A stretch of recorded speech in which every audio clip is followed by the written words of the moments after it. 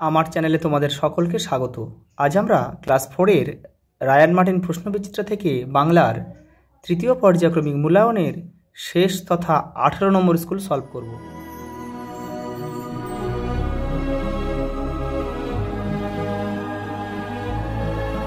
দেখো, বাঘাযতীনের আসল নাম কি? যতীন্দ্রনাথ মুখোপাধ্যায়। জীবনানন্দ দাশের মায়ের নাম কি? কুসুম কুমারী দাস। হযবরল বইটি কার লেখা? সুকুমার রায়। কলকাতায় কত সালে প্রথম বৈদ্যুতিক ট্রাম চলতে শুরু করে? 1902 সালে। স্বপন বুড়োর আসল নাম কি? অখিল বন্ধু নিয়োগী। পরেরটা দেখো, বাতাসী নদী কোন নদীতে এসে পড়েছে? পিংলা। কে স্বপ্নবন্ত? সন্ধ্যা তারা। কোন নদীকে লক্ষ্মী মেয়ে বলা হয়েছে? ইছামতি। লীলা মজুমদারের ছোটদের জন্য লেখা প্রথম বইটির নাম হচ্ছে বদ্রীনাথের বড়ি। দক্ষিণ মেরুতে প্রথম কে পৌঁছেছিলেন? আমুন্ড সেন, নরওয়ের অভিযাত্রী কিন্তু। দেখো, নইলে কবিতায় কোন সময়ের কথা বলা হয়েছে? দেখে নাও।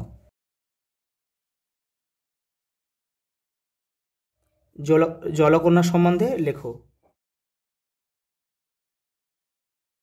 ভাই বোন ভোরে কোন পাখির ডাক শুনেছিল? শ্যামা পাখি। নায়রি শব্দের অর্থ কী? 113 নম্বর পেজে রয়েছে উত্তরটা।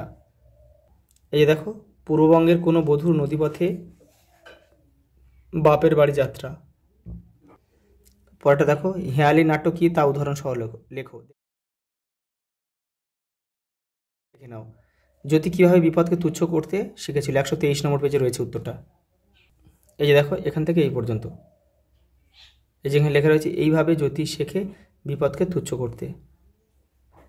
দেখো, বাঘাযতীন নামক জীবন কাহিনীটি পড়ে তার গুণগুলো সম্বন্ধে লেখো। দেখে নাও। পরের প্রশ্ন দেখো, আদর্শ ছেলে কবিতা অনুযায়ী কি কি গুণ থাকলে একটি ছেলেকে আদর্শ ছেলে বলা যাবে? এটা কিন্তু বহুবার আগের সেটগুলোতে রয়েছে, তবু দেখে নাও। কিভাবে যতীনের স্বভাবে পরিবর্তন হয়েছিল?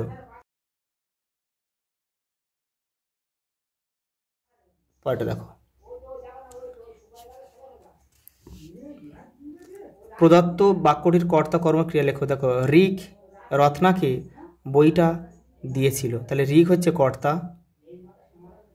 আচ্ছা, রত্নাকে বইটা দিয়েছিল। দেখো, এই দিয়েছিল এটা হচ্ছে ক্রিয়া, আর কর্ম কিন্তু এই রত্না এবং বই দুটোই কিন্তু কর্ম। দেখো, কি কয়হস্য কি এবং কয় দীর্ঘ কি ব্যবহার করে দুটি বাক্য লেখো। দেখে নাও।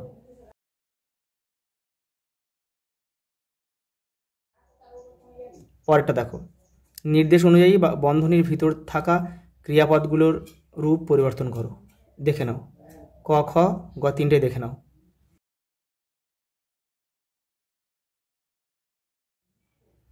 পরেরটা দেখো, যথাযথ জ্যোতিচিহ্ন বসিয়ে বাক্যটি পুনরায় লেখো। বাবা বললেন।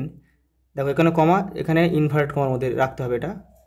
দেখো, লেখাপড়া ঠিকঠাক না করলে কোনো কাজই ভালো করে করতে পারবি না। দাঁড়িয়ে দেবে ইনভার্টেড কমা, এখানে শেষ হয়ে যাবে। যে কোনো একটি শব্দ পাশাপাশি দুবার ব্যবহার করে একটি বাক্য লেখো। তুমি লেখো ফিস ফিস। দেখো, সে আমার কানে কানে ফিস ফিস করে কি যেন একটা বলে গেল। কী কী দিয়েছে দেখো, তোমার প্রিয় ঋতু, বই, বন্ধু, শিশু দিবস। দেখে নাও। এই যে তোমার প্রিয় ঋতু, দেখো, তারপরে আছে দেখো বই, এখান থেকে তোমরা ভালোভাবে কিন্তু করে নেবে। পরেরটা আছে দেখো বন্ধু, তারপরে কি আছে দেখো শিশু দিবস। সবটাই কিন্তু করে দিয়েছি, তোমরা যে কোনো একটা করবে এখান থেকে। এই পর্যন্ত, দেখা হবে পরের ভিডিওতে।